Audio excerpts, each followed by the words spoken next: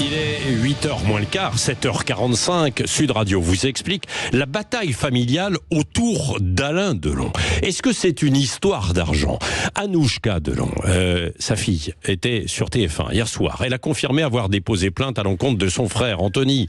La seule raison pour laquelle je voulus qu'il revienne en Suisse, dit-elle, Alain Delon, c'est pour qu'il soit soigné. C'est indécent de faire passer ça pour un exil fiscal, c'est ce qui a été évoqué. Nous sommes avec Jean-Philippe Delsol, qui est avocat fiscaliste. Bonjour. Bonjour Patrick Rollet. Alors, si Alain Delon s'installait justement en Suisse, est-ce que ça changerait quelque chose et ce serait intéressant sur le plan fiscal pour les enfants ? À dire vrai, je n'en suis pas sûr. Ouais.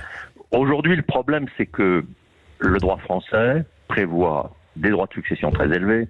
La France est l'un des pays du monde où les droits de succession sont les plus élevés, après la Corée du Sud. Par ailleurs, en France, il y a ce qu'on appelle la réserve, c'est-à-dire que chaque héritier a droit, dans le cadre d'une succession directe, à une partie de l'héritage.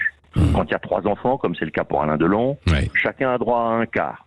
Et Alain Delon n'a la disponibilité de son patrimoine que sur un quart. Le tout, ça fait 100%.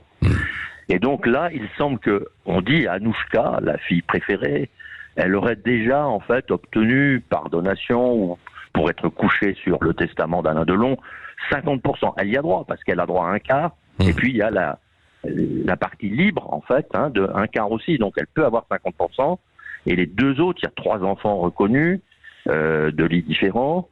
Les 2 autres, donc Anthony et Alain Fabien, n'auraient que un quart chacun. C'est probablement l'un des angles de la dispute. Peut-être pas le seul. Alors, effectivement, il y a le problème de la Suisse. Alain Delon, en réalité, semble avoir, dans les années 80, fait des démarches pour être domicilié en Suisse. Il y a un appartement à Genève. Dit-on, moi je ne suis pas dans les petits papiers d'Alain Delon, mais il semble bien. Et Anouchka, sa fille, d'ailleurs, vit à Genève. Alors, est-ce que s'il allait à Genève, il y aurait moins de droits de succession ? En principe, non, parce que les droits de succession entre la France et la Suisse, c'est compliqué. Il y avait une convention, elle a été résiliée en 2015, il y a donc plus de convention pour limiter les droits entre les 2 pays, et la France dit, du moment que quelqu'un qui décède a été domicilié en France 6 ans au cours des 10 dernières années, il est imposable en France. Ah oui. Or, la domiciliation, c'est une question de fait. Il y a une question de droit aussi, bien sûr, mais c'est d'abord une question de fait. Est-ce qu'il était en France ou est-ce qu'il n'y était pas ? Est-ce qu'il avait le centre de ses intérêts en France ou pas ? Il semble bien qu'il l'est en France. La preuve, ils se battent autour de cette propriété du Loiret, où il vit depuis longtemps, il y a ses amis, etc. Il est français. Et il est français de domicile. Donc, je pense que on peut s'illusionner, mais ça n'aurait pas d'effet réel. Oui. Bon, non mais merci pour ces explications très claires, Jean-Philippe Delsol. Une autre aussi, plus générale, sur les droits de succession. Emmanuel Macron, comme beaucoup de candidats d'ailleurs, ont promis d'alléger tout ça, et finalement, on a l'impression que ça ne s'est pas réellement concrétisé. Pourquoi ? Rien du tout même, rien du tout, alors qu'il l'avait promis effectivement. Il l'avait promis parce qu'il sait que les Français sont très attachés à pouvoir transmettre. Et la transmission, c'est une motivation du travail, une motivation de l'épargne, c'est une motivation de l'unité familiale. Et donc, rendre compliqué, comme on le fait en France, les successions et les donations, c'est en fait nuire à tout ça. Alors, vous savez, la France, elle est très très en retard là-dessus. Les autres pays européens, la plupart d'entre eux, ont réduit, voire supprimé leurs droits de succession. Le Canada, alors ça c'est pas le Canada et l'Australie, ça c'est pas l'Europe, mais en Europe, le Portugal, la Suède, l'Autriche, la République tchèque, la Norvège, etc., ont supprimé depuis 20 ans leurs droits de succession et ils s'en portent très bien. Comme en Suisse d'ailleurs, où il y en a peu ou très peu, selon les cantons.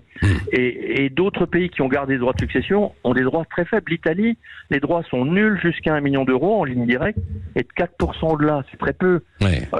Donc, en France, on a voulu aussi faire ça pour qu'il y ait donné la chance à chacun, et que le patrimoine ne reste pas forcément au sein des mêmes familles, quoi, Jean-Philippe Delsol. C'est un peu ça l'objectif, non ? Mais oui, mais la plupart des patrimoines taxés sont des patrimoines qui sont petits et qui sont juste, si vous voulez, un couple français qui habite Paris, qui a réussi à force de travail et d'épargne a acheté un appartement de 100 mètres carrés, il a 1 million d'euros. Et s'il a, parce que 100 mètres carrés à Paris, c'est ça. Ouais. Et s'il a 2 enfants, il y a un abattement de 100 000 euros par parent et par enfant. Donc 400 000 euros, 2 parents, 2 enfants. Et après, au-delà, c'est très vite 20%. Donc il va être taxé à 20%.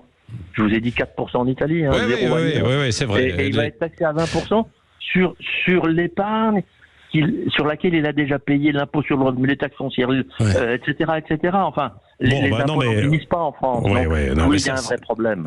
Merci beaucoup, Jean-Philippe Delsol, avocat fiscaliste, sur cette histoire qui évidemment résonne dans la tête de chacun quand on parle héritage, succession, évidemment, et il y a beaucoup d'endroits, beaucoup de familles qui se déchirent à ce propos. Dans un instant, c'est Guy Carlier.